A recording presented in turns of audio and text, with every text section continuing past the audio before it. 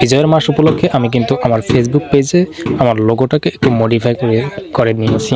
তো চলুন দেখে নেওয়া যাক যে এই লোগোটি আমি কিভাবে বানালাম। এই লোগোটি আমি কিন্তু পিক্সল্যাব অ্যাপ থেকে বানিয়েছি। তো এজন্য আমি শুরুতেই চলে যাব পিক্সল্যাব অ্যাপে।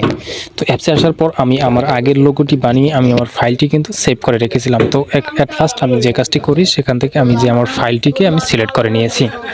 তো ওকে, ফাইলটিকে সিলেক্ট করে নেওয়ার পর আমি এখানে আসার পর জাস্ট এটাকে কিন্তু আমি এখন যে লাল সবুজের কালার দেওয়ার জন্য যে কাজটি করি সেটি হচ্ছে যে এখানে আমি আমার লোগোটির উপর ক্লিক করে দেওয়ার পর এখানে আপনারা মিডল অপশনে যে একটি অপশন পেয়েছিলাম, জাস্ট এই অপশনটিতে আমি ক্লিক করে দিয়েছি এখানে। তো এখানে ক্লিক করে দেওয়ার পর একটু ডানে স্ক্রল করি, ডানে স্ক্রল করার পর জাস্ট টেক্সচার নামের একটি অপশন পেয়েছি, জাস্ট এখানে আমি ক্লিক করে দেই। টেক্সচার এই অপশনটিতে আমি ক্লিক করে দিয়েছি। তো এখানে ক্লিক করে দেওয়ার পর এখান থেকে আমি এখানে ইমেজ অপশনটিতে ক্লিক করে দিয়েছি। তো ইমেজ অপশনে ক্লিক করে দেওয়ার পর আমি এখান থেকে বাংলাদেশের একটি পতাকা পিএনজি নামিয়ে রেখেছি আগেই গুগল থেকে। তো সেই ফ্ল্যাগটিকে কিন্তু আমি এখান থেকে সিলেক্ট করে নিয়েছি গ্যালারি থেকে। তো ওকে, টিকমার্ক করে পরে এখান থেকে আমি এটাকে টিকমার্ক করে দিয়েছি। তো লক্ষ্য করুন আমার লোগোটির কালার কিন্তু চেঞ্জ হয়ে গেল এবং লক্ষ্য করুন এটি কিন্তু লাল সবুজ এর রঙে রঙিন হয়ে গেল। তো এখন যে কাজটি করেছি সেটি হচ্ছে যে আমি একটি বিজয়ের প্রতীক এটিও কিন্তু আমি নামিয়ে রেখেছিলাম। তো সেটিকে কিন্তু এখান থেকে অ্যাডজাস্ট করে দিতে হবে আমার। তো এটিকে অ্যাডজাস্ট করার জন্য আমি যে কাজটি করি এখান থেকে যে উপরে প্লাস আইকন রয়েছে জাস্ট এখানে ক্লিক করে দিই। প্লাস আইকনে ক্লিক করে দেওয়ার পর এখান থেকে পেয়ে গেছি ফ্রম গ্যালারি, জাস্ট এখানে আমি ক্লিক করে দিই। ওকে, ফ্রম গ্যালারিতে ক্লিক করে দেওয়ার পর আমি আমার গ্যালারিতে চলে আসলাম। জাস্ট এখান থেকে আমি যে পিএনজিটি নামিয়েছিলাম সেই পিএনজিটিকে সিলেক্ট করে নিয়েছি, এখান থেকে আবার টিক মার্ক করে দিচ্ছি। তো এটাকে অ্যাডজাস্ট করে নেব এখন এখান থেকে, জাস্ট এখানে একটু অ্যাডজাস্ট করে নিলাম। ওকে, অ্যাডজাস্ট করে নিলাম। তো এখন লক্ষ্য করুন এই পিএনজিটা কিন্তু আমার লোগোটির উপরে উঠে গেল। তো জাস্ট এটিকে আমি আমার লোগোটি এই পিএনজির উপরে ওঠানোর জন্য এই লোগোর উপর আমি আবারও ক্লিক করে দেবো। জাস্ট একটু স্ক্রল করলে আপনারা দেখতে পাবেন টু ফন্ট নামের একটি অপশন রয়েছে, টু ফন্ট এই অপশনটিতে আমি ক্লিক করে দিয়েছি। তো এখন লক্ষ্য করুন পিএনজিটা কিন্তু এটার নিচে। তো এখন জাস্ট এখান থেকে আমি আমার লোগোটির উপর আবার ক্লিক করি। তো ক্লিক করার পর এখান থেকে এই লোগোটিকে আমি আবার একটু কপি করে নিলাম। কপি করার জন্য এই লক্ষ্য করুন এখানে কপি লেখা রয়েছে, জাস্ট এখান থেকে কপি করে নিলাম। তো ওকে, এটাকে আমি একটু সাইড করে রাখলাম। আমি আবার এই লোগোটার উপর ক্লিক করে দিয়ে এইটার কালারটা আমি একটু চেঞ্জ করে নেব। তো ওকে, একটু স্ক্রল করলে আপনারা জাস্ট কালার নামের একটি ফাংশন পেয়ে যাবেন। এই কালার অপশনটিতে আপনারা ক্লিক করে দেবেন। তো ওকে, কালার অপশনটিতে ক্লিক করে দেওয়ার পর এখান থেকে এনাবল করে নিতে হবে। তো ওকে, আমি এখান থেকে এনাবল করে দিচ্ছি। ওকে, এনাবল করে দেওয়ার পর আমার এই কালারটাকে আমি একটু হোয়াইট করে নেব। একটু স্ক্রল করলে আমি বিভিন্ন কালার পেয়ে যাবো, এখান থেকে হোয়াইট কালারটি করে নেব। তো ওকে, হোয়াইট কালার করার পর এই পিএনজিটাকে এবং এই লোগোটাকে আমি অ্যাডজাস্ট করতে হবে। তো অ্যাডজাস্ট করার জন্য যে কাজটি করতে হবে এখানে ক্লিক করে দিতে হবে। তো ওকে, আমি এখানে ক্লিক করে দিচ্ছি। তো ক্লিক করে দেওয়ার পর এখানে আসার পর জাস্ট এখান থেকে এই অপশনটিতে আমি ক্লিক করে দিই। তো এখানে ক্লিক করে দেওয়ার পর আমাদের সামনে ঠিক এরকম একটা ইন্টারফেস চলে আসবে। তো এখান থেকে আমি আমার লোগোটিকে এবং পিএনজিকে অ্যাডজাস্ট করার জন্য যে কাজটি করি সেটি হচ্ছে যে এখানে এই বক্সটি এবং এই বক্সটিতে আমি টিক মার্ক করে দিই, এই লোগোটি এবং পিএনজিটি সিলেক্ট করে নিই। তো সিলেক্ট করে নেওয়ার পর এখান থেকে আমি একটি অপশন রয়েছে দেখতে পাচ্ছেন, এখানে আমি ক্লিক করে দিই। তো এখানে ক্লিক করে দেওয়ার পর এই দুটি ওকে অপশনটিতে ক্লিক করে দিলাম। তো ওকে, এখন এখানে ক্লিক করে দেওয়ার পর যে কাজটি হলো এই দুটি কিন্তু আমার অ্যাডজাস্ট হয়ে গেল। আপনারা লক্ষ্য করুন এটি কিন্তু অ্যাডজাস্ট হয়ে গেল।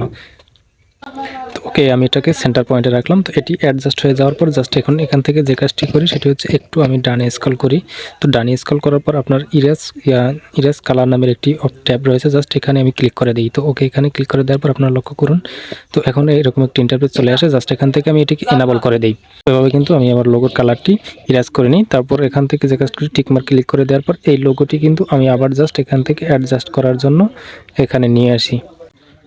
তো ওকে, আমি কিন্তু এবারে অ্যাডজাস্ট করার জন্য এটিকে সুন্দরভাবে ফিক্সড করে বসিয়ে নিলাম। তো বসিয়ে নেওয়ার পর জাস্ট লক্ষ্য করুন এখানে কিন্তু আমার লোগোটি কিন্তু জাস্ট হয়ে গেল। কিন্তু ওকে, এবারে আমি যে কাজটি করি এখানে আরও একটি পিএনজি বসিয়ে দিই, বার্ড পিএনজি।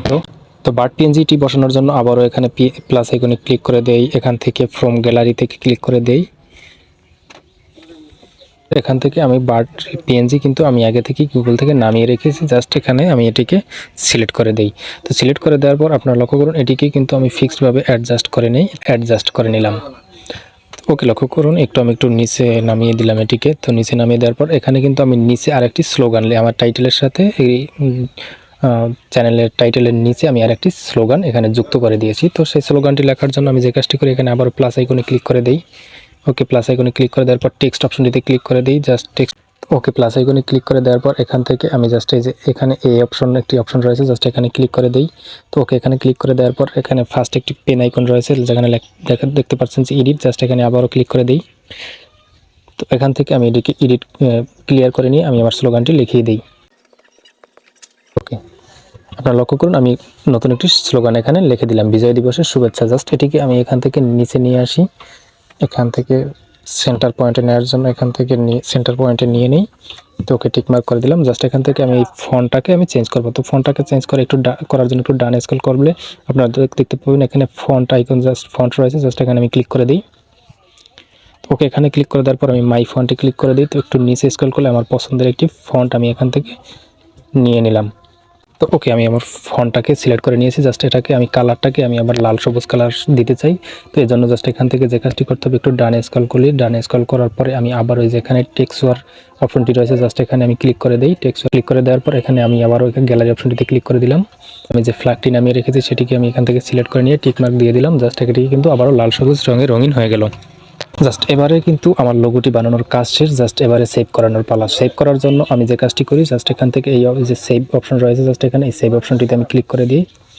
তো এখান থেকে সেভ অ্যাজ ইমেজ এই অপশনটিতে ক্লিক করে দিই। এখান থেকে আবারও সেভ টু গ্যালারি অপশন পেয়ে যাই, জাস্ট এখানে ক্লিক করে দিই। ওকে আমার ফটোটি কিন্তু সেভ হয়ে গেল।